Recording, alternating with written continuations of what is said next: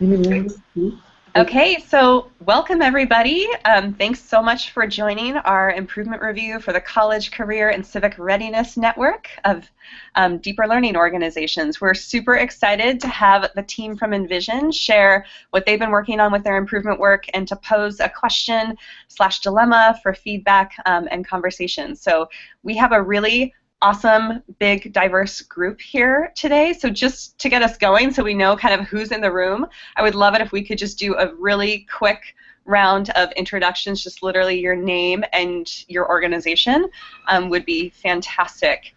How about Ben, do you mind kicking us off? Hey, Ben Daly from High Tech High. Great.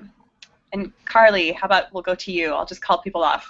Yeah, I'm Carly from High Tech High North County. I'm also a member of Project Ascent.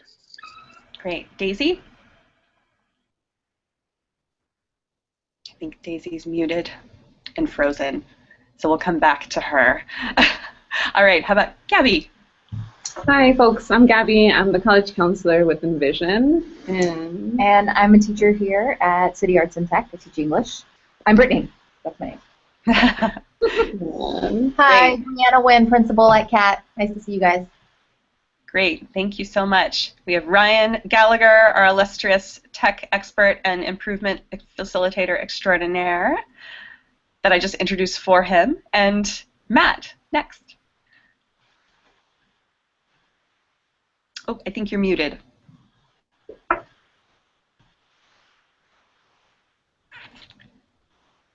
Oh, still muted. Matt, I'm going to take a crack at introducing you for everybody. This is Matt Ruppel. He's at High Tech High North County, an English humanities teacher, and he is part of the literacy group up at that school. Feel free to correct me when you get your audio working. Okay, Michael. Michael Seguero. I'm with Eagle Rock, and I'm team lead with the Big Picture Learning Group. Great, thank you. Okay, and Nick. Hi, I'm Nick Kappelhoff. I'm the Director of District and School Development with New Tech Network. Great. And Rob, if you've got your tech going. We still can't hear you. I'll introduce Rob. Rob is our illustrious Emperor of Rigor at High Tech High, one of the founders of the High Tech High and the graduate school here. And Tom. Hi, Tom Sheriff. I'm Connect Ed, Associate Director, Learning Teaching, Pathway Development. Fantastic. Okay, thanks everybody. Thank you so much for joining us for the next hour. So we're just going to kind of get right into it. If you could pull up the slides, I wanted to give us just a quick overview of the protocol that we're going to be using to talk through Gaby and her team's work and the norms that are going to guide us along the way. So the norms that we're going to be using are hard on the content, soft on the people. Be kind, helpful, and specific. So we're going to start our conversation with questions and then celebrations, and then we'll move into feedback and suggestions from there, giving as many specific ideas and resources as we possibly can so that we can be as helpful as possible. We're going to do our best to share the air. We have a pretty large group, and it's always a little wonky online, and so we'll use kind of the mantra of step up, step back. If you feel yourself kind of talking quite often, maybe challenge yourself to step back so that other voices can get in, and if you haven't talked for a while, we would love to hear from you. And a tweak to this also is feel free to invite each other in. So if you notice somebody hasn't been contributing as much and you really want to know their perspective, feel free to invite them into the conversation. I'm going to do my best to be an active facilitator, so throughout this we're going to be kind of having periods of whips where I'll ask everybody to share one thing and I'll literally just go down the line and call out your name. And we'll also have times where I might just ask like, hey, Rob, what do you think about this? Or hey, Tom. And I'd encourage other people to do the same. So I'm going to try my best to avoid dead space as we go. All right, so the protocol itself has a few different phases. And if we could go to the slide that shows that, that'd be great. So Gaby and her team are going to share their improvement work and post some questions for us. They've got about 5 to 10 minutes to share that. And then we're going to have a period of clarifying questions. And these are really questions where we're going to quick factual answers, just things that will let us better understand their dilemma and the questions they're posing. Then we'll have 7 minutes for probing questions, which is really the chance that we get to kind of push their thinking and dig into those things to really get at the purpose and what's behind the question, so that we can help them with their dilemma. And then we'll move into the discussion portion. So we've got a good 15 minutes to share celebrations, ideas, feedback, any resources. And then Gaby and her team are going to come back and reflect on what were the kind of lasting ideas for them and any possible next steps. And during this portion, Envision team, it would be awesome if you could even think about if there were 3 concrete next steps we wanted to identify based on what we heard from this conversation, what would those be? And it would be fantastic to share those out at the end. We'll take a little bit of time to debrief the conversation at the end, because we're always getting better at these, and we want your feedback about how to improve this process. And if we have time, we'll share a final kind of takeaway or final word. And that's how it's going to roll. So without further ado, let's turn it over. Rob is back, and I heard his cough, so I think we're good. So we're going to turn it over to Gaby and her team, and you guys have 5 to 10 minutes to take us through the fantastic work you've been doing and pose your questions so that we can have a great discussion. Great. So hi, I'm going to start off with just some basic information about City Arts and Tech. So we are one of 3 charter high schools that are a part of Envision, and we are located in San Francisco. Our focus is project-based learning, the arts, portfolio assessment, which is unique to our model. So 10th and 12th graders, at the end of those years, they do they present before a panel, 30 to 45 minutes to sort of illustrate and articulate their learning over their past 2 years. Panel determines if they're ready to move forward, and it's a big sort of high-stakes assessment that's unique to Envision and some other charters. We have like a workplace learning experience where kids get internship experience. We have an advisory twice a week, service learning for our freshmen. So a lot of the similar structures that some of the other schools have that I remember from the last improvement review. In terms of our population, we have about 340 students total. Over 70% qualify for free and reduced lunch. Over 50 will be the first in their families to graduate from college. In terms of student demographic data, we have about 55% Latino students, 26% African American, 5% white, 5% Filipino, and 9% other. Some great things that are happening with our school is that we are doing a great job of getting kids, yes, excellent. We're doing a good job of getting kids to college. So for example, on this slide it says that in 2015, 78% of our class, and in the year before, 76% were all admitted to 4 years. And then last year, 98% were admitted to either 2 or 4 years. So something we're really proud of is that kids that have sort of a lot of challenges just getting accepted into 2 or 4 years are doing that through the program we provide here. So what we're going to focus on today, though, is like, this is really great, so what's the problem? And I think Gaby's going to take away with the problem.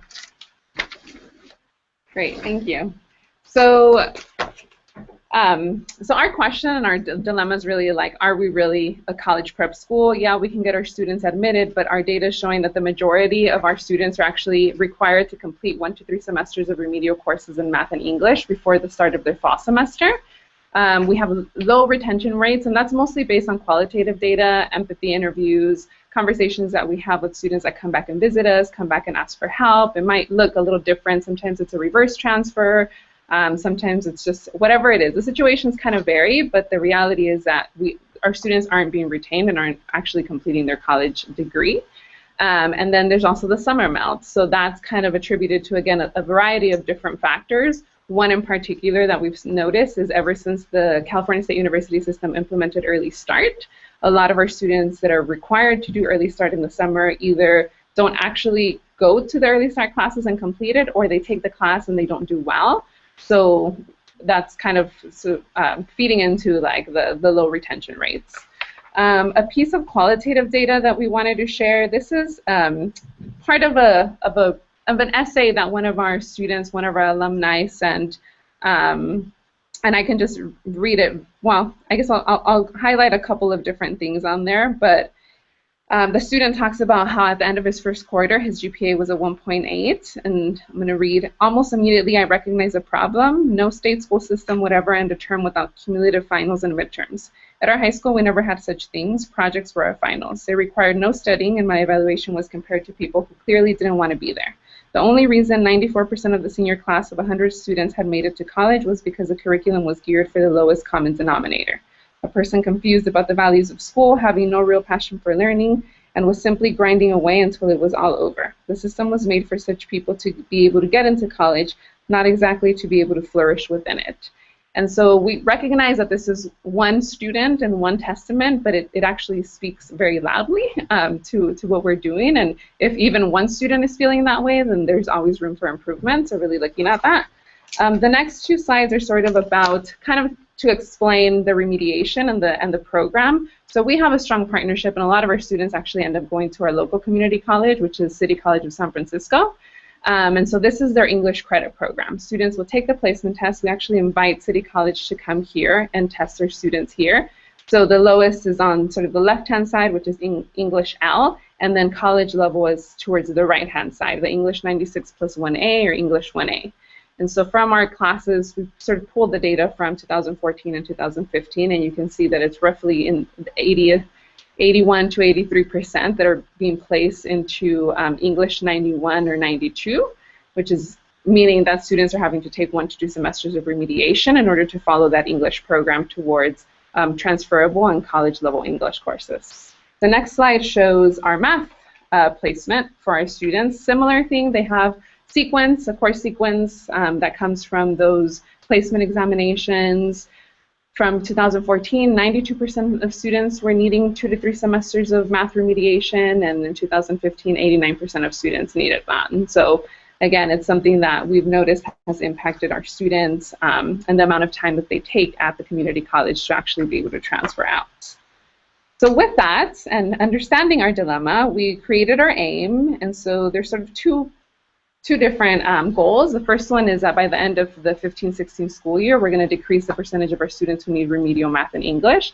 And then we're also hoping to create a list of recommendations that outlines effective ways that we could utilize resources to make sure that our students are actually being prepared to succeed in college. Some of the things that we've tried include the partnership from City College that I mentioned briefly about doing the placement test. And this year, we're actually going to do a field trip, so all of our seniors will be testing. We've offered tutoring sessions with our math teacher after school to prepare students for the entry-level math exam. We've done parent outreach to encourage them to ask their students to stay after school, informational sessions about what placement tests are, why they're important, implementing sample problems, internships, and we've also tried working with our staff to educate them on what these exams are and to make sure that they understand the problem and how it could look in the classroom. And then the other thing is silent sustained reading. It's been one of our PDSAs that we've been rolling out this year, and I'm sort of going to hand it over to our 2 teachers to talk about SSR. Okay. Hi. So with the SSR, which is the next slide, this is some actually really, really recent data that's just been, as you can see, I don't think it has, no, it doesn't have the dates on it. So what we did is we did a reading test for kids in August, and we measured their reading level. You really want to look at the GE column because that's the grade equivalent, and that makes the most sense to most people. If you're familiar with Lexile, I personally think that's a better measure. So if you're familiar with that, definitely go on over to that right-hand column. But the grade equivalent kind of tells you what we're dealing with. The pre-test, the average for grade equivalent in 9th grade was 6.1, and then we just measured them again. I think we tested 2 days ago on Tuesday. I brought the kids in the lab to do it, and we've gone up close to a grade level in 4 or 5 months, which I'm okay with. I didn't t-test it or anything. Those are averages, so it's not perfect educational research data. I get that. It's definitely kind of raw there. And then 10th grade, looking at 10th grade, you can see that that is a lot different. So I guess what I want to take a minute to do to explain on this is simply what the differences were with SSR in 9th grade and with 10th grade and why there's such a discrepancy there, at least what I'm observing. And that would be that in 9th grade, first of all, we started at the very beginning of the year. And we we knew this was happening at the very beginning. I set out, I teach 9th grade English, so it lives in 9th grade, and what we do is we silent read for 10, 15, 20 minutes a day, depending on how much time I have in my curriculum. Hopefully every day in the week, but that doesn't always happen, of course. And it also happens in advisory, which is twice a week. So it's a part of the culture, completely 100% and totally. Now with 10th grade, what happened is that wasn't really living in English and wasn't really getting adopted in that way. So when we started doing the PDSA thing, what we did is I kind of helped Tim to set it up in 10th grade, but it's really just living in advisory, which is just twice a week. So Tim can probably talk about the differences a little bit more because he's a 10th grade teacher and I'm a 9th grade teacher, but one of the things I'm noticing is it's just, first of all, it hasn't been as much time that they've been doing it, and secondly, that the culture around it is not as like concrete as ours has been in 9th grade. Yeah. Do you want to say more? Absolutely. Can you guys hear me okay from there? Just speak into this computer.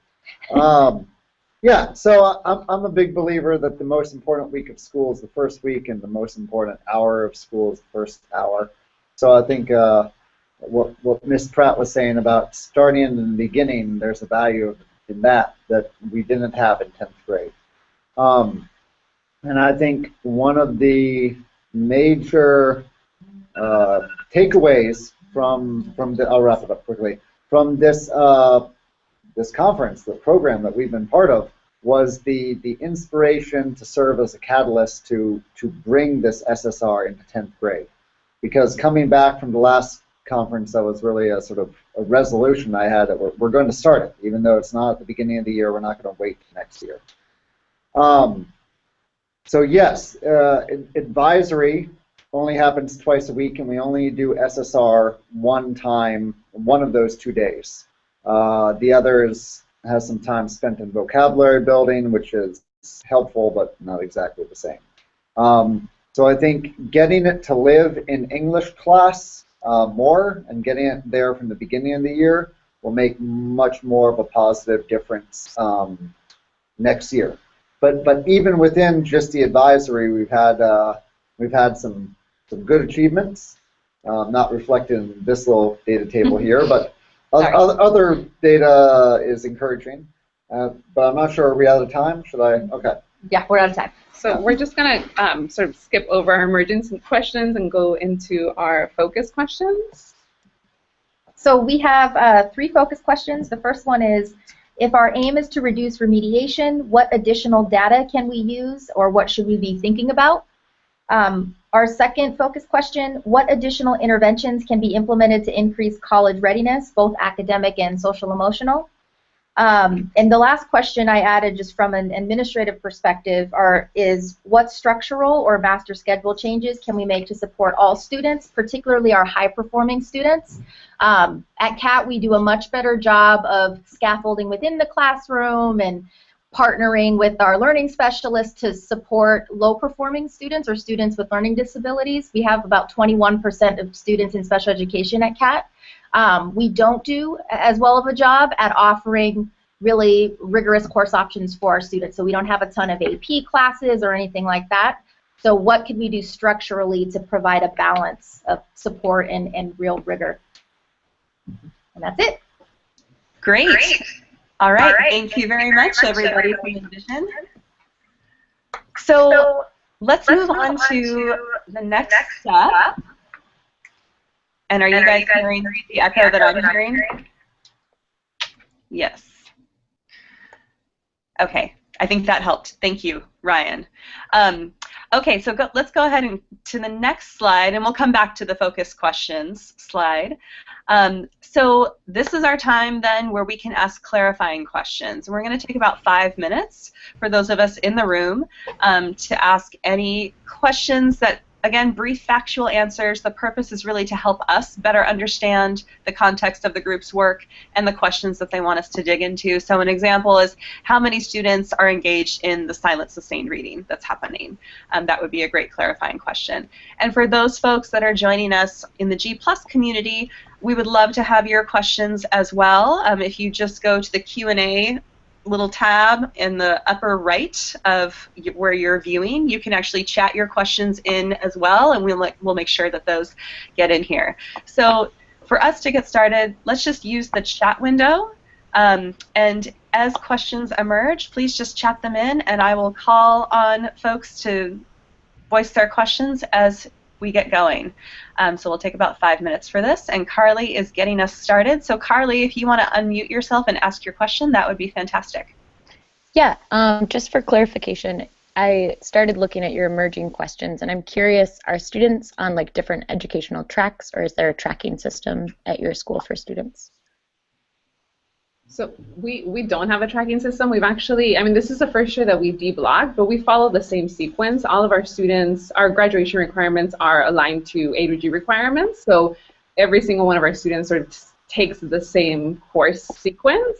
The change this year is that we deblocked our 9th and 10th grades, and we also have a lot more elective classes to offer, including a couple additional AP classes. So when we talk about AP, the 2 courses that we've offered have been AP Environmental Science in the 11th grade. So students, it's not a choice, they're enrolled in that class automatically as an 11th grader. And then 12th grade, they take AP Government. So those are the 2 AP classes that are just part of the regular sequence for all students.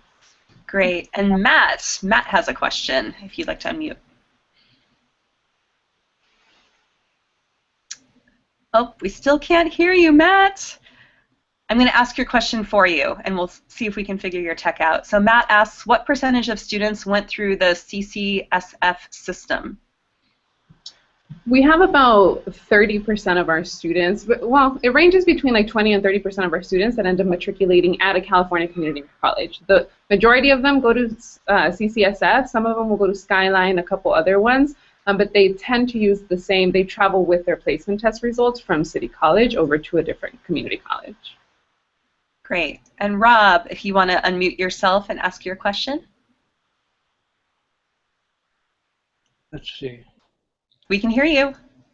You can hear me. Oh, okay. Well, my question is similar. About I'm wondering where the figures on remediation come from. If they all come from CCSF, and if they do, how does that play out for your other students who are going elsewhere? So they come from a variety of different places, and actually the majority of our students do take the City College placement test, even if they're not planning on necessarily matriculating there or don't end up at City College. I see. We invite them to come here, and this year we're actually testing all of our students, and City College will give me a full list of what our results are, so it makes it very easy to sort of track our data that way. We also look at the EPT and the ELM, so the English and the math test results from the CSU system, as well as the early assessment program results from before CST, now SBAC. And we also will look at UC, the analytical writing placement examination that students need to take for the UC system. Mm-hmm. Okay. Great. So Tom, you had a great question if you'd like to unmute. And you might have just answered it, Gabby. So the 2014-15 numbers for the community college testing was just with the senior students, and it sounds like this year you're going to be testing 9th through 12th grade students on the same math and English placement test. So we do test, so the figures that were on there are all for seniors, and this year we're also only testing seniors. We do have, we actually have a push towards making sure the students are prepared for a test each grade level, but it's not necessarily the placement test. So 9th grade, they're going to be doing PSAT 9, 10th grade, they do PSAT, 11th grade, there's a couple different things in addition to the SAT, also the SBAC, and then for seniors, it's placement tests. So just to follow up, when you say all students this year, previously it wasn't all seniors, it was just seniors who said that they were going to community college. Right, previously it was optional, so it was the majority, but not all of them. And so I'd say it was probably somewhere between like 70 and 80% of students that actually took the test. Great. And Rob has another, but Rob, I'm going to hold on to yours because I think it's a great probing question, so we're going to save it for the next round and come back to it. Let's go to Nick's question. Nick, if you'd like to unmute yourself. Yeah, so I was just wondering, you listed a whole bunch of other measures, and I'm wondering, is the placement test the only measure that community colleges look at to determine placement, or are there other ways, such as some of the metrics that you mentioned, that students might also demonstrate proficiency? Yeah, so there's a couple different categories. Most of them are standardized tests, so it's either the SAT or ACT, so high scores on that would exempt them from having to take the placement test. There's EAP through SBAC. There's also, so what City College is doing a little differently now because they've changed their policies, and I just found out about this a couple weeks ago, is they're going to allow students to do sort of an appeal or to ask for a bump up in their placement based on course grades and also what classes they were taking. So the coursework and the grade that they earned in high school. But that's kind of, it's not super clear who's going to actually receive the bump, how often they're going to be doing it. So there are a couple other measures that they're looking at. The majority, though, is standardized tests. Great. Okay. So we've got tons of fantastic questions. We're actually going to move into the probing questions because I think a lot of the questions that are percolating and left now are probing, so that's going to get us going. So if other folks have probing questions, if you want to go to the next slide, these are really the questions that are going to allow us to kind of dig in a little bit more and maybe even get Gaby and her team thinking about the issue. The one caveat about this is that they should not be advice in disguise. So if you're thinking about questions that are like, have you thought about, or in my classroom we've tried this, do you think that's a good idea? Maybe hold off on those until the discussion portion. So a great example of a probing question is possibly like, what drivers do you think are going to help you achieve your aim? Or what do you think you really need to focus on if you want to achieve your aim? And I'm going to go back up to Rob's question, which is, what's the place of reading, writing, and math in your projects by and large?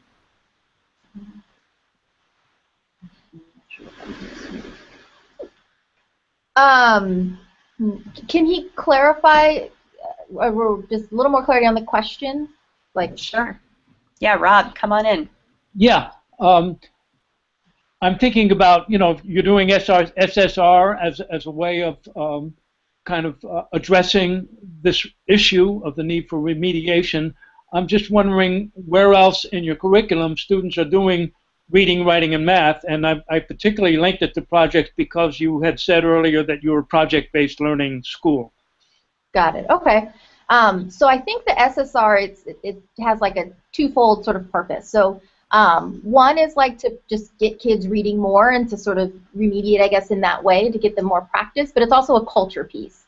It's about sort of kids rethinking how they see themselves as learners and thinking of themselves as scholars and readers. So for us, I think that SSR, whether we get the numbers to where we want them to be by the end of this year, it's more so like we read here. That's a part of who we are as learners.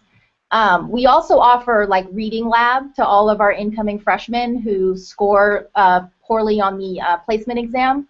We have a math lab that serves the same function. In both of those classes, it's a blended learning approach, so kids are on computers and they're doing sort of small group breakout work with the teacher. So we have that. In terms of how it works with projects, the skills that you would see in a sort of traditional classroom find themselves into the project. So although kids might be doing Socratic seminars in an English class or some sort of a debate maybe in an AP Gov class, the reading and writing skills you would see in a traditional setup end up being incorporated in these more unique sort of assessment approaches. Great. Thank you. Okay, Michael, you had a question up here. Would you like to unmute and pose it? When you were unpacking this problem and looking at all the possible things that might cause the problem, what's the cause you focused on that you are trying to address? Yeah, I think we spoke to this a little bit, but twofold. I mean, one is just a greater emphasis on building up the foundational skills across the board, and two is finding a way to open pathways for more advanced students to really push themselves. Because I think we spend a lot of time and do really good work making sure that we are not abandoning anyone, not sort of writing any student off as a failure or too far behind or anything like that. But I think an area for improvement is finding ways to really push, to accelerate, and to facilitate the advancement of high achieving students. So we have a lot of students going enrolling in college, but finding a way that the students who would kind of self-select to push themselves can get greater training and acceleration, so they're able to go in at the level they're capable of. I think that's an area that certainly that's kind of been the one that I've been focused on the most. But yeah, I think that's pretty accurate and just for all of us. To add to that, I think when we came together, we originally talked a lot about that all-important educational buzzword, rigor. And I think that came up a lot, kind of what Tim is saying. But it kind of goes back, it's really reflected in that paragraph that Gaby read from the qualitative data. That was searing, but kind of hit home for all of us, I think. So I think to answer that question in one word, I think one of the things that we really have attributed all of this to is rigor, I think, just to kind of round that out. And just because we brought up that paragraph again, I want to point out that's a little dated. We do have cumulative finals now. We do. A few years ago. So we have a new administration, a lot of new teachers, new school philosophy. But yes, there are remnants of the focus on projects over success and standardized tests that have some benefits, but also some drawbacks. Great. So Matt, let's see if we can hear you at this point. Oh no! Matt has such great questions. I'm going to read it for you. Matt wants to know, do you have any data on the students who don't require remediation, and what's that telling you, if you do? That's a great question. We don't have a ton of data other than like qualitative, and I think that's been part of one of the areas that we know we want to work on. So we've kind of been working on a survey to send out to alumni, wanting to do more empathy interviews. We don't have, and I do get really excited, I think, when I have a student that comes and visits and is like, I'm doing great, like this is the best college fit for me, like it was the best choice. I feel like we definitely do focus on like, we do have students that are successful in college. I'll say that. I don't necessarily have the percentages of that, but it is something that we're looking to collect. Great. And another question from Matt. I'm just going to jump in with, for your reading level test data, what does the distribution look like? So if you look at the distribution. Reading level. Oh, what does the distribution look like? What? Sorry, what do you mean? I'm not sure. How about we'll let Matt clarify in the chat box. And I think Matt's saying, like, you showed the average, but I think he's asking, like, is it like a really wide spread, or is it all pretty clustered around those averages? That's what he was getting. Oh, okay. I see. Yeah, the standard deviation. Like I said, I didn't go through and do that, do the t-test and do all of that great research data stuff, because this happened 2 days ago. But from what I can tell, just kind of making a judgment summary call here, like in the moment, I would say that it was a lot more varied at the beginning for 9th grade, and I can only speak to 9th grade, but it was a lot more varied at the beginning, and I think it's starting to kind of focus up a little bit. So a lot of those kids that were like 3rd grade reading level gained like 4 levels, whereas the kids who are right around 6th, 7th grade or so are kind of hovering in that. So I think it's almost like getting narrower. I hope that answers your question. Great. So we've got several really great probing questions. I'm going to take a little bit of time off of our discussion so that we can take a few more of them. Mary from the G+ community has chatted in a question, which is, which test do you think is a good proxy for college readiness? That's a Gaby question. You can also, yeah. And actually, I think, I'm going to combine this with Rob's question because I think they're really similar. Rob also chatted in, Ted Sizer often talked about students who test low but perform high. And he's asking the question, do you have a sense that the test results understate what your students can do? So I think there's a question in here around, like, how much are you trusting the results? as they measure what you feel your students are actually capable of? Yeah, both are great questions. I think I'll answer the second one first. So, I mean, all of us are pretty anti-testing, ironically, despite the fact that we're trying to get kids exposed to more standardized testing. Several of us in this room did poorly. Several of us were not admitted into schools based on standardized testing results, and still as adults have fear of being successful on these tests for different reasons. And so I think for us, no, we don't think that these are always accurate, and oftentimes aren't accurate measures of what kids can do. And as a school that's founded on this principle of project-based learning and more sort of innovative approaches to measuring understanding, we're trying to strike a balance of, like, we want to keep that philosophy and genuinely believe in it, but we also recognize that there are testing for our kids is something they need to, like, they need to do it. They need to do it, and they need to do it well in order to have access to spaces that we think that they should.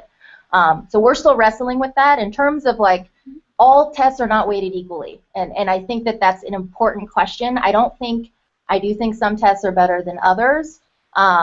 I think, though, that my one opinion on it isn't as important as us getting data around what tests seem to lend itself to the most conclusive results around that. So, for example, we're trying the PSAT 8-9 this year.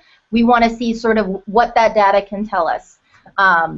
We are focusing heavily on the SBAC in a way that we haven't before, and kind of want to see how that's going to pan out. So I don't know if we know. I don't know if you guys can pinpoint a test that's awesome, but we're just trying to, we have a lot of questions about that, but I really like that question. Great, and I think Daisy's question is a nice piggyback to that, and it's taking us back to the questions that you guys had posed that you really wanted help thinking through, which is, Daisy, do you want to jump in and pose your question? Sure. Can you hear me? Did I unmute it? Okay. So I'm just interested if you've identified rigor in the classroom as one of the issues. Is there any kind of data collected now around that, or that you've started to? I don't think there is, right? Or well, yeah, sure. God, I'm hogging up the time here. So I think, yeah, you can chime in too. So I think that rigor is, like Brittany said, it's a big word, and it means different things to different people, and a lot goes into that word. I know as an admin team, one of the things that we've implemented this year is like a weekly walkthrough. So where every single administrator takes one day out of that week, and we try to get in at least 2 teachers' classrooms. And so we've seen every teacher teach this year. By the end of this year, we'll do 3 observations per teacher. And we talk about those observations, and from our lens, it's a wide range when it comes to rigor. So from classroom observation and that process, you can see. Also, I just think the scores, that's kind of the hard data that substantiates this concern around like lack of rigor. Great, and we're going to end with Carly's question. We're going to make this the 30-second question. So Carly, if you want to pose your question, and Envision team, you got 30 seconds to kind of shine some light on this for us. Yeah, and it may not be relevant because it feels like a lot of the conversation is around the reading and English preparedness test, and so I was just wondering if there are also some change ideas being put into place for the math placement tests or any remediations there.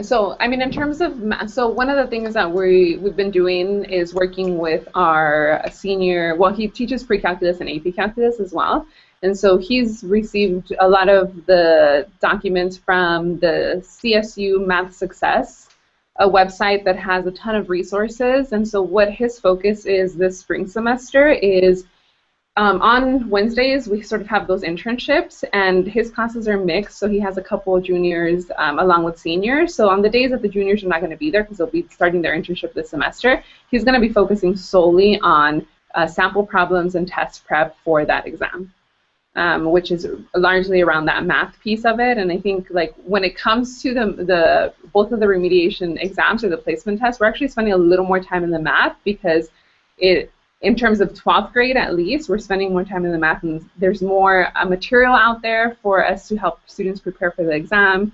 So in that sense, it looks a little different than the English. The actual English department, the placement test that they take at City College is homegrown, and it's made by the faculty there. So even after conversations with the school, their response was they don't need to prepare. It's whatever they know, and we want to make sure that they're placed in the right class. And so it's been a little back and forth and a little struggle trying to get some more resources to make sure that our students are getting the preparation that they need for it. But there are definitely elements being implemented. Great. So now we are going to go ahead and move into the discussion portion. So this is actually the part where the Envision team kind of takes a step back. We do have a link to a notes document that I'll share again in the chat box. And so if anybody has kind of thoughts, we are a large group, so if you have thoughts that aren't quite making it into the conversation, please feel free to add any ideas, feedback, resources for the team. You can just click on that document and add your ideas there. But we're going to start this portion with a quick whip of just celebrations, warm feedback. What are we struck by? What do we want to celebrate about the team's work? And since we are a large group, I'm just going to go right down the line and call on people, and it's totally okay if somebody has already said I was going to say that, you can just say ditto. That's fine. And then after we've kind of done some celebrating, we'll move into cool feedback and suggestions. But we're going to take about 12 minutes for this portion. So who would like to kick us off with a quick celebration? Actually, I know who's going to kick us off, Mr. Ben Daly. And while we do this, can we go back to the slide that has their focus questions so we can keep those in mind as we move into the discussion? Okay, so yeah, I mean, I am so pleased by the way that our kind of emerging community is starting to share our challenges with each other. I just think that is so, we were a community, many of us as an organizations were part of this community of practice for 5 years, and I feel like we never really got to a place where we were sharing that kind of information about ourselves with each other. So I'm beyond thrilled about that. I also think that, I'm not a standardized testing guy either.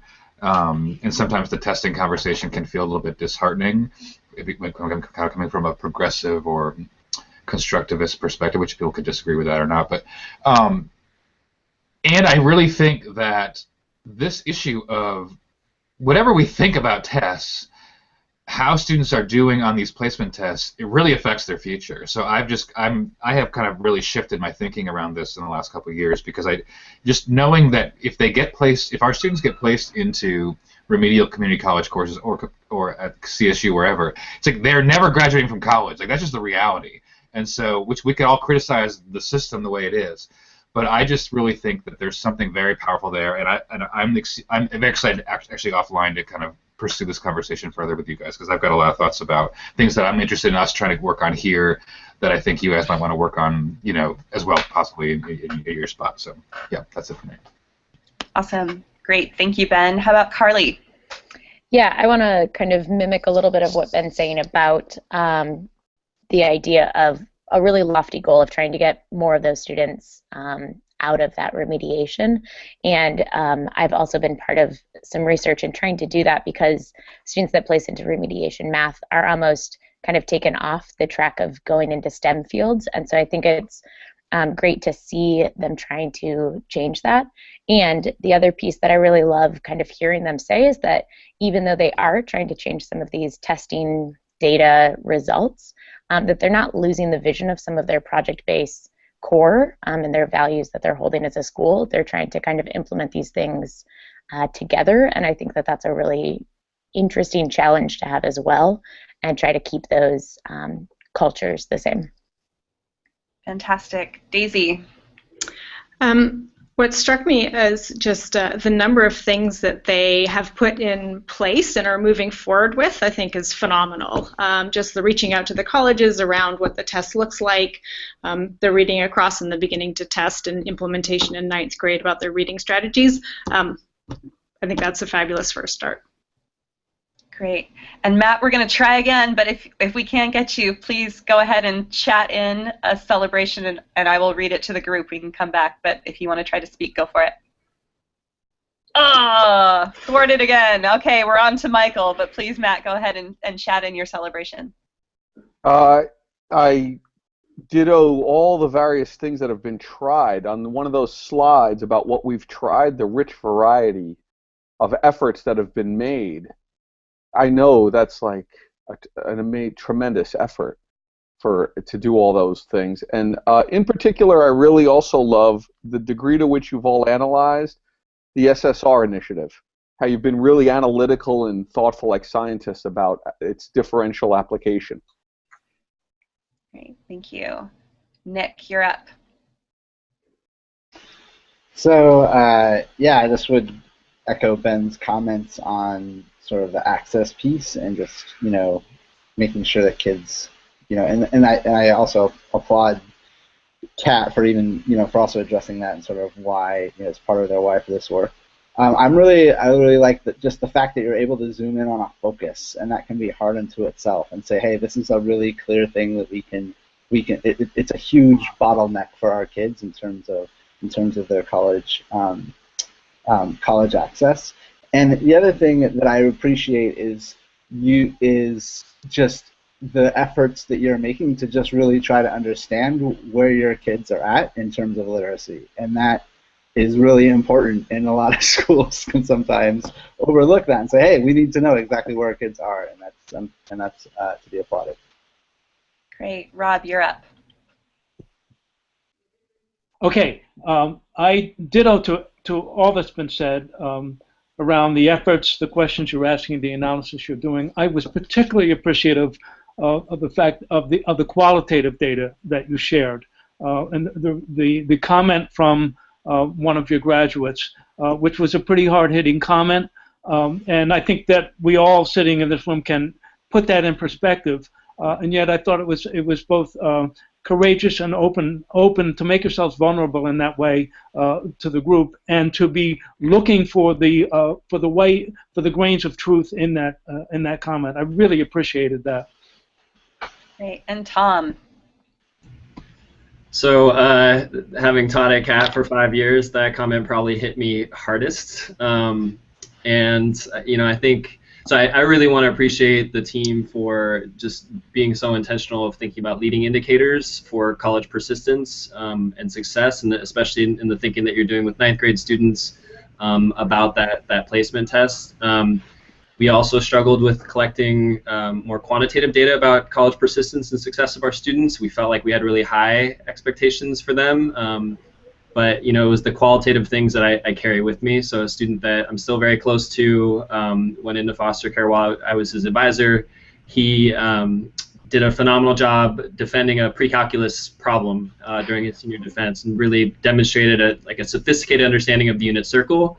And he failed out of Cal State East Bay on a full EOP scholarship within 1 quarter. And it wasn't, I think to Ben's point, it wasn't the test that was the problem. It was the basic math skills that he was being asked to demonstrate. In addition to a lot of other social emotional things that were things that he needed to succeed. But where I felt like I had failed him as an advisor, we had maybe as a school, was just not equipping him with some of those really key math, numeracy, literacy type of skills that he absolutely had to have to make it at a 4-year school. Great. So, Tom, that's the perfect segue into kind of refocusing on their questions and moving into the section on kind of ideas, suggestions. I particularly love this first question because it really highlights that their goal is not just for students to do well on those placement exams, but ultimately to be more prepared, to have the skills so that they can be successful once they get there. So their questions are, what additional data can we be using or thinking about if we really want to dig into this aim and reduce remediation? What other data would be helpful to us? What additional interventions could we be trying to increase college readiness, and both academic and social emotional, to your point, Tom? And if there's any thoughts about like structural or master schedule changes that they could make. So who would like to kick us off in relation to any of these questions?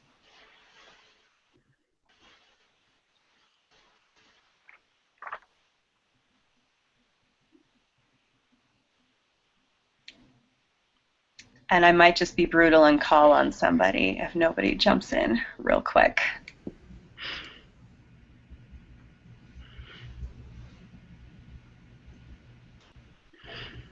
You know who I'm going to go for. I'm going to go for Rob. Rob. Well, thank you, Stacy. I was just about to say something anyway. I think, well, I have questions about the master schedule, but I know that what's foremost in my mind at the moment is the enormous stress that students are under, and the way that testing and testing regimes and the need to prepare to perform well on tests simply increases that stress. So that if I'm thinking about additional interventions, I'm thinking about stress reduction and ways that we can help students see themselves as growing mathematicians and growing writers and readers and so on. And the second piece has to do with the structure and master schedule. I'm just thinking that that our students and we all need to feel a sense of coherence around our lives in school and our lives in general. And I wonder to what degree the master schedule feels coherent to the students, whether they feel that their day is a kind of unitary, coherent thing, or whether they feel siloed or whatever. So there are two pieces on that. One is about social emotional around stress, and one is around the coherence of the day and the coherence of student life in the school. Great. That sounds like it's also getting at potential data that could be collected from students. Yes. Yeah, absolutely. Great. Michael, join in, please. Some thoughts that I had about data. Now, I think Matt asked this question, but I'm not sure if I heard it asked, but it was one I had is, do we have data or are there patterns among those that are successful, that those that have not been going through remediation, and what could be learned there? I wondered if there was correlation between remediation and if you're seeing a correlation between that and any other pattern. Like, what's the data between any commonalities that those folks share? And then my last one was, I wonder, another data point, how does remediation rates compare to other schools with similar demographics? Great. And I see that Matt is ready to go, and he's joined Carly so we can hear him. Yeah, finally, yay. Time's up. Yeah, I definitely want to build on that question that was just brought by Michael as well, about the idea of looking at the fact that we have really, we have many students who are having success. What are they having in common? And kind of reframing the question around kind of the negative question to kind of see what we can learn from that. That might help get some focused interventions. The other thing that I'm kind of wondering is, as you are going through and doing these new changes and trying to collect the data, one of the things that I think can be really challenging is there was a question I had about the distribution of the data for the students and for the reading test, and I think that that's a really important thing to keep an eye on. Is, do you have bimodal distributions? Do you have groups of students that are, operating in clumps over each other? And so I think kind of going in and not treating the data so much as a lump set, but really kind of looking at how it's distributed, I think that can give you some real informative information on what sort of changes are happening. Great. And Tom? I'm curious about just the perspective of students about some of the interventions, and so I think about it seemed like there was some interpretation around the SSR intervention and like why the results were the way that they were, kind of lower in 10th grade than they were in 9th grade. I'm also thinking about just student perspectives about testing in general. So to Brianna's really eloquent point, I thought about the anxiety and stress of testing. Like, if students are engaging with these type of tests in 9th grade and earlier on, like before their kind of backs against the wall at the end of senior year.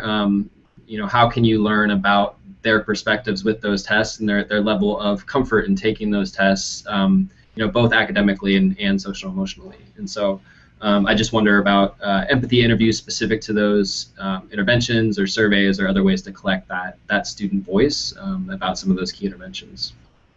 Yeah. Great. And I saw Daisy jumping in. Great. Yeah, so on the, I know that there was some connections made to the community college around the tests that were the entrance level exams for the math and literacy.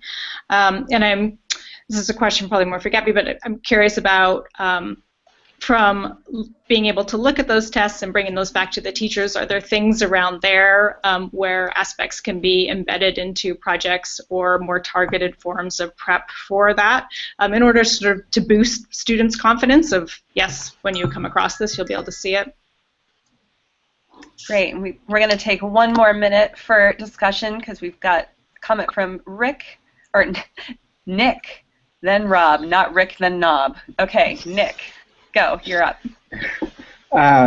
Yeah, so I mean, I wanted to build on what Rob's previous comment was, like specifically around coherence, and I appreciated his question also around sort of where does literacy show up in the curriculum, and so I wonder if that can be a more sort of explicit conversation across the curriculum, not just in advisory class or just in English class, and then thinking about data just on another sort of different perspective is I wonder what kind of how you might be able to measure inputs. So like specifically around fluency, like how much I wonder how much specific time students are spending reading and writing throughout the day. And I wonder if you measure that, if it will tell you something in terms of building that kind of literacy coherence throughout your curriculum. Great. How about Rob? And then Ben, I'm going to call you out just because I'd love to hear any thoughts percolating for you before we move on to the reflection phase. So Rob, go ahead. I wonder if another kind of intervention or measure that could be taken would be around the parameters for project design. As we're sharing our project designs and so forth, questions that you could ask might be, or maybe you're already doing it, where does reading figure into this project? What reading will be done? Where does math figure in? What will students be writing in this project, and so on? And the second thing was, I think that the qualitative data you shared, in it there was some really interesting student feedback about rigor, and I think it might be interesting to survey the students about their sense of rigor in classrooms across the school. How do they define it? Where do they see it? And what are their feelings about whether there's enough or could be more or whatever? Where do students stand on rigor? Great. And Ben, any last thoughts? Well, I'm really thinking a lot right these days about, I feel like we're not, at High Tech High, I feel like we're not going to make progress on our goals around more students being successful in college, just doing a better job working at High Tech High on sort of preparing them and then like sending them off into the world and we did a better job preparing them, now they're going to be better. I feel like my hunch is that it's going to take work with us in conjunction with the places that they're going to and kind of getting at that boundary issue, because it's like, so that transition piece, I feel like we can't like solve the transition issue from only one side of the equation. So maybe this was said and I missed it, but I'm wondering if they're already taking community college courses or other college courses while they're still in high school. That seems like a promising area of exploration. And then also, and I wrote this in the Google Doc, but the quantway and statway work that's happening that Carnegie's doing around trying to improve remedial math at the community college level, and they're using improvement science to do it. I've been thinking about how to try to partner up with local community colleges in San Diego so that we could, for example, have math faculty who are working on improvement science to improve fewer kids going into remediation in the first place on our side, working with math faculty at their side who are trying to help students do better in that, also using improvement science. So I wonder if there's community colleges who are doing that pathway, quantway, statway stuff in your area, in the Bay Area, who they might, and I'm sure there is actually, who they might partner with. And I could help make that connection, by the way. Great. All right. So If there's any other thoughts, resources, ideas, especially from the G+ community, please feel free to add those to the notes. I know I have several ideas of resources and people that I want to connect the team to, so add that stuff in. Put your email if you'd like. It'd be great if we could continue this conversation further. But we're going to go ahead and invite the Envision team back in and give them, let's do 2 minutes, because we're a little crunched for time, and I want to make sure we can debrief also, but 2 minutes just to reflect on how did this feel, what are takeaways, and especially possible next steps you might be excited about taking. Yeah, so thank you all so much for the feedback. It's really great to kind of hear a different perspective. I particularly like, it struck me that I hadn't even thought about like surveying students that are successful in college and sort of trying to figure out what trends there are there. I feel like so often, and not that it's easier, but it's just, I sort of gravitate towards all this negative data, like what's wrong, like what can we be doing differently, and not really thinking about like pulling that same information, but looking at what's working well and kind of how to spread that across the rest of our students. I feel like I'm really excited about trying to figure out how to collect that data and doing a little more surveys, not just alumni, but also our current students. What struck me was the comment around like how much reading, writing, math is actually happening in classrooms. I was really excited thinking about next week our admin walkthrough is actually tracking like how much time are students spending in classrooms doing these things. So rather than giving sort of big picture feedback to teachers around overall performance, like actually being a little more intentional around the data we're collecting.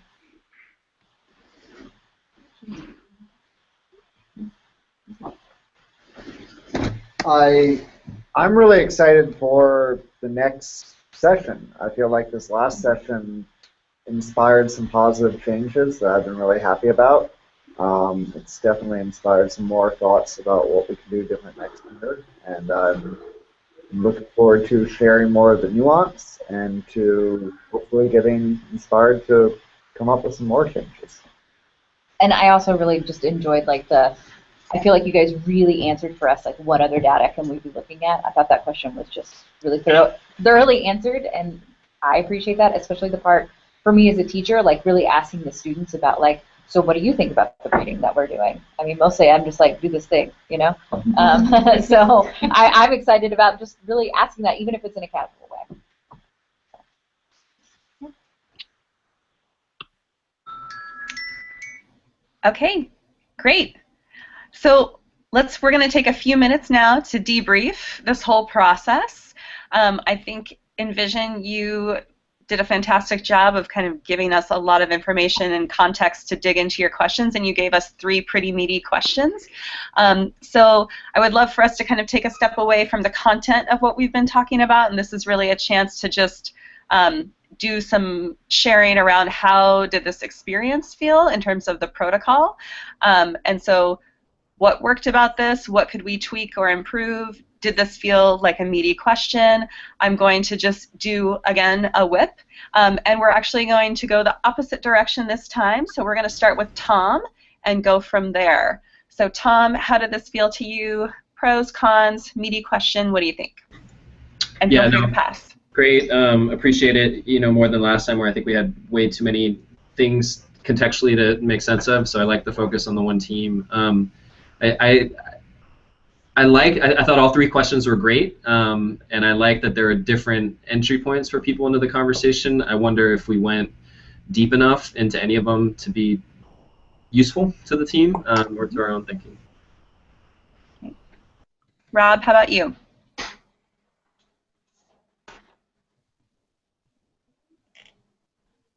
Let me get unmuted here. I really enjoyed I thought the questions were really meaty. I thought the problem was really pertinent, and I really enjoyed the contributions that people made to it. I thought it was a fabulous discussion. I feel like I learned from it. All right, Nick, you're up. Yeah, I just felt like it was a very, I just appreciated the data that you brought and felt like it was a highly relevant question that is very applicable to many schools. So just appreciated talking through the problem. Okay, Michael? I thought it was such a well-packaged improvement review, like having all the slides ahead of time, and I could more or less tell what they were working on, what you were working on, and I appreciated the vulnerability and honesty in talking about those issues. Some thoughts about things to grow on in terms of the process for all of us in the future? I think there were a lot of questions in those slides, and they really were a wide range of kinds of questions, from working on AP courses, or should we even have our focus there, to what other data could look like, and so on. So I think it's a bit too many questions for me. And the other one is maybe having a clearer, what's the theory of action? Like what was the line that went from SSR being the change idea all the way up to the problem statement, being a little bit more clear. Great. All right, I'm trying to remember who's in the empty seat, but I'm going to skip them for now and come back. We'll go to Gaby. How did this feel for your team? Like, did we answer your question? What was this process like for you, and is any ways we could tweak it? Yeah, I thought it was really great. I mean, I guess I'm speaking for myself at this point, but I think it was a really great experience. I appreciated, I mean, I think there's so much, when we're asked to put something together, it forces us to reflect, even to know what are we going to present and what have we been doing. So it's a good opportunity, also in preparation for the January convening, to think about, well, what are we doing, where is this taking us, what's our aim, and how does it all connect? So I really appreciate that opportunity, and I also appreciate I feel like my mind is kind of racing right now, thinking about all these different things that we could start doing, and the data that we can start collecting. The whole year has been, since the beginning when we created the college team before we joined the network, it was really about, well, what kind of data do we need in order to answer our question? And so this year really being a cycle of inquiry, so I felt like something like this improvement review has been really helpful. Great. Daisy, how about you? So I want to echo that I appreciate the vulnerability of the problem that they laid out. And to Tom's point, you know, I'm glad that it felt useful. I do feel like it's such a rich, large area to explore that I hope we were able to unearth some stuff, but it also feels like there's lots more there to be mined and discussed. So. And Carly and Matt? You go first. I really appreciated the variety of questions that came up from all the different participants. It definitely got me thinking a lot about stuff that I'm interested in as well, and things that I want to try out. And so it was really, really beneficial to be a part of this. Yeah, and I feel pretty similar to Nick's comment about kind of the applicableness of this topic. I think that it's so interesting to hear all across the nation kind of these similar problems happening in all of the schools, and what are different schools trying to do to address these topics, and in which ways can we connect and try to fight these issues together. And Ben? Well, I think, Michael, I really appreciate that you made some very concrete, specific suggestions for our next round. I thought those were both really helpful. And so kind of in that spirit, I was looking back at those focus questions. I think that what structural master schedule changes can we make is an example of a question where we would have needed a lot more information to, I mean, as Rob kind of alluded to, we had like 100 clarifying questions I would need to have answered before I could even really engage in that question. So that just might be we might want to think through focus questions in the future, like which ones can we kind of reasonably engage with when we don't have that much information yet about the context. I'm just wondering about that. And then Ryan mentioned this in the comments, but I wanted to highlight this. I thought it was really helpful to have the whole team for all kinds of reasons. I thought it was really great that the whole team, or at least 4 people from the team, were here on the call. And I think that would be, to the extent it's possible, I think that would be really, or maybe it needs to be, you know, one of the teams or whatever. But having more people besides just the coach, I think is or the team lead, I think it's a really good idea.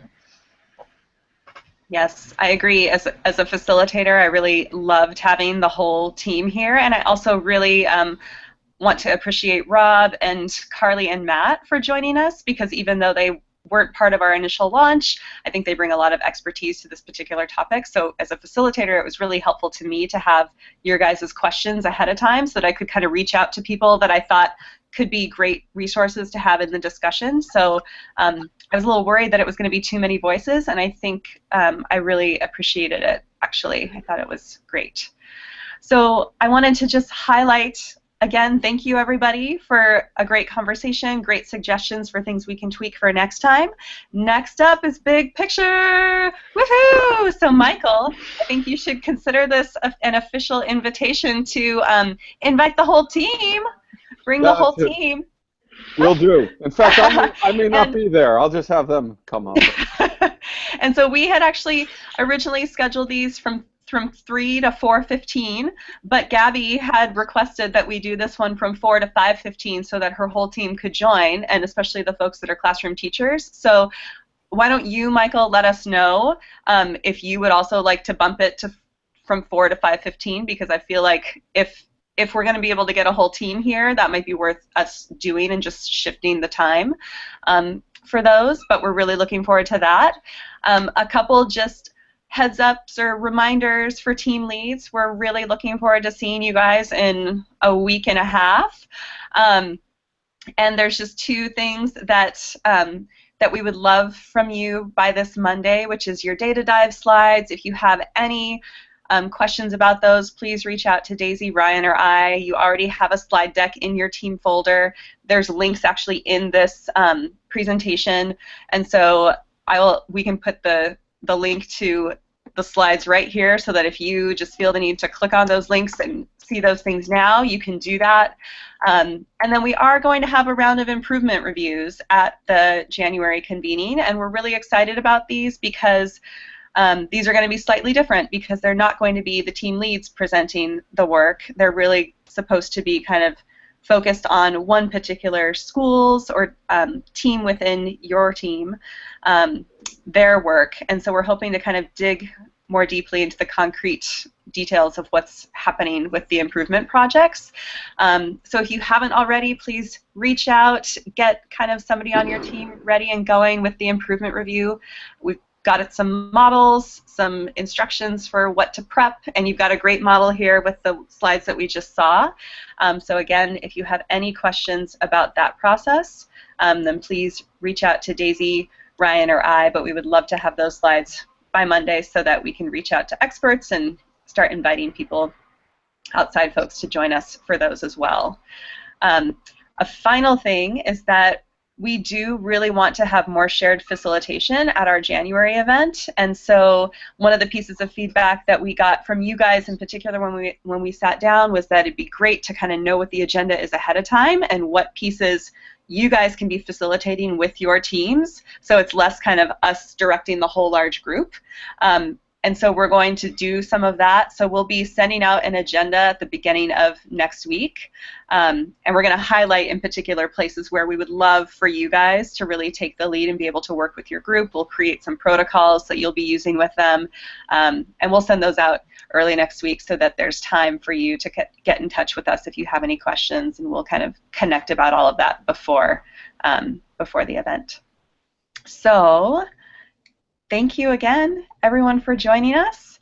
And 2 minutes early! Woohoo!